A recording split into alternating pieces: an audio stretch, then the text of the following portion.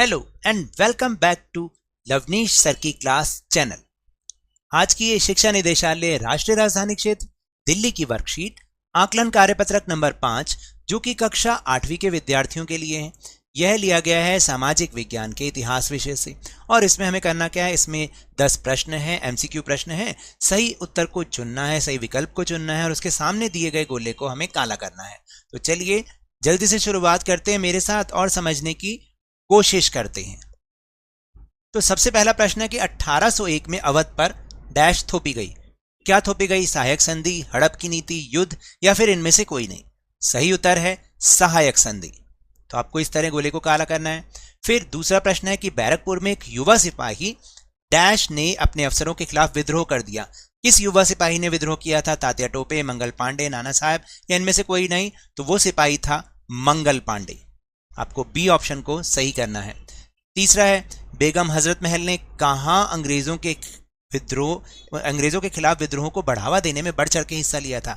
लखनऊ में, झांसी में, कानपुर में या दिल्ली में? सही उत्तर है लखनऊ में।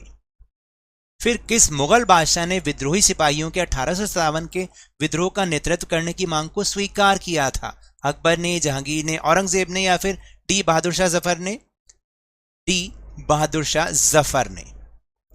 उसके बाद है निम्नलिखित में से किस शासक ने बिहार में 1857 के विद्रोह का नेतृत्व किया था?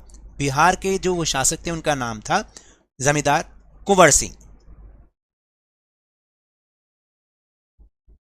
छठा प्रश्न, अंग्रेजों ने 1857 के विद्रोह को दबाने की कोशिश की। बल के द्वारा, वफादार भूस्वामियों के लिए इनाम का ऐलान, ए और बी दोनों या इनमें से कोई नहीं। सही उत्तर है ए और बी दोनों, क्योंकि इन दोनों से ही उन्होंने 1857 के विद्रोह को दबाने की कोशिश की थी।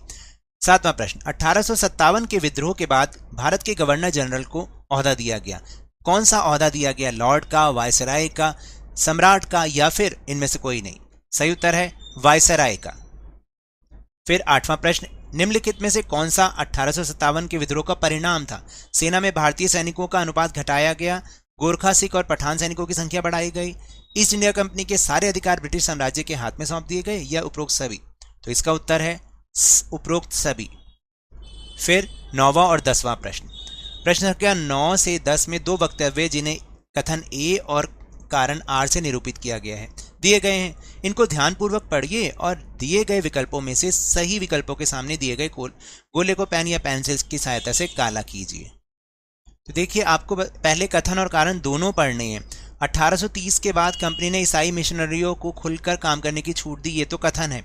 और कारण क्या है कि 1850 में एक नया कानून बनाया गया जिसने ईसाई धर्म को अपनाना और आसान हो गया। तो आपको क्या ऑप्शन चुननी है कि ये दोनों सही हैं और ये एक दूसरे इसकी जो कारण है वो सही व्याख्या करता है। तो पहला ही जो हमारा ऑप्शन है वो सही है क्योंकि ये दोनों ही सही हैं और जो उसका कारण है वो उसकी सही व्याख्या भी करता है।